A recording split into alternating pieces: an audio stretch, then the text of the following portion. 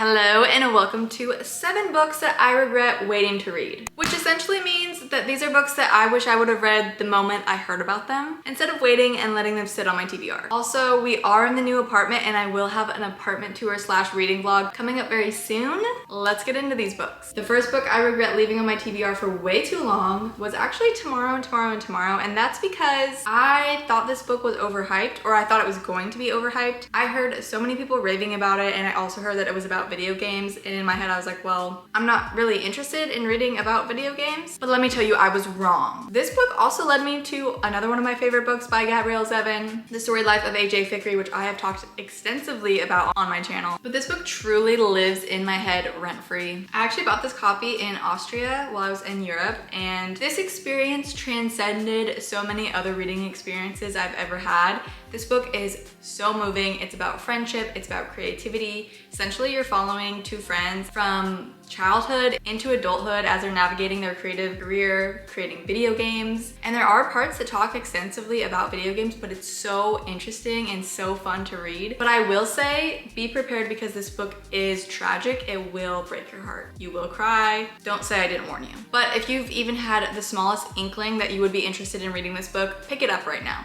Just do yourself a favor. Anything by Kristin Hannah, I regret not reading sooner. I originally read The Nightingale, and then I've also read The Winter Garden, which totally blew me away, and I don't know if I'd like it better than The Nightingale, but they're definitely close in comparison. I still have yet to read The Women, and I already regret waiting so long to read that. I regret waiting so long to read any of Kristin Hannah's books because I know they're all going to be fantastic. I just have faith in her. If you are into historical fiction, historical romance, sad stories, stories about strong women, then you will adore Kristin Hannah. She's such a talented writer. Bunny by Mona Awad. I had this on my TBR for so long, and I put it off because I thought it was gonna be overly horrific and gory. And don't get me wrong, there are elements of horror, there is a little bit of gore. It does make you feel uncomfortable, but not as much as I thought it would. And the writing was so interesting and so creative that it just sucked me right in, and I could not put this down. It was funny, it made you feel uncomfortable. I loved how it explored creativity and female friendship and the dark side of female friendship. I mean, I have talked so much about this book, and I can't believe that I had it sitting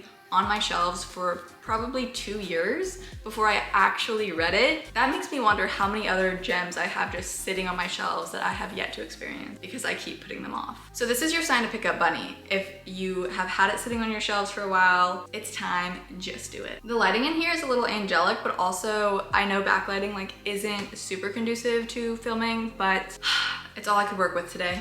Next up, Hamnet by Maggie O'Farrell, one of my favorite historical fiction novels of all time. This is a fictionalized account of Shakespeare's family. Shakespeare is never named in this. It's a story about grief, it's a story about motherhood. The writing is so fantastic. It made my life feel like an early spring morning while I was reading this. It felt like Maggie O'Farrell picked every single sentence super carefully, and the way she writes characters is something that is very inspiring to me. I just really love the exploration of what Shakespeare's family would have been like and how their story kind of gets lost behind Shakespeare's fame. Obviously this is fictionalized. I don't know how much of this is actually accurate by any means. It was fun to go down that rabbit hole nonetheless. And I could definitely picture myself rereading this at some point. Then we have a kind of a weird one, The Girl Who Drank the Moon by Kelly Barnhill. This is actually a young adult book, and that is why I put it off for so long. My boyfriend's mom is a librarian, and she recommended this to me years and years ago, and I was like, okay, yeah, I'll read it. Never did. And then finally she just gave me a copy, and I was like, okay, fine, I'll read it. I didn't want to be rude, you know, so I was like, fine, I'll read it.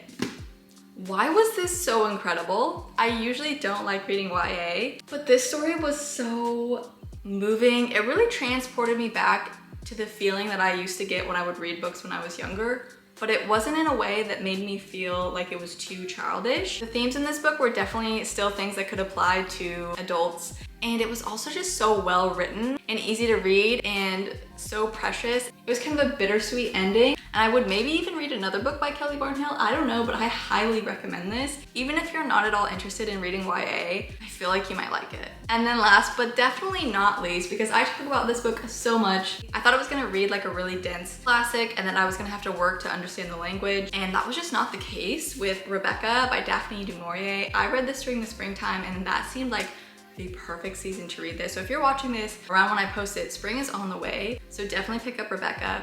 It is gothic, but the way that Daphne du Maurier describes the landscape in the English countryside, it just feels so spring. The flowers and the foliage just feel so lush and green. The imagery is beautiful, paired with gothic horror elements of the Manderley mansion and the kind of weird, creepy things that are going on. But this is about a woman. She falls in love with this man. She moves into his mansion very quickly. They get married very quickly, and she starts to learn about his late wife, Rebecca. And some weird things start going on in the mansion. It's definitely on my reread list. If I could experience this book for the first time all over again, I would give my left kidney, like, please. I also just really love the font that they use.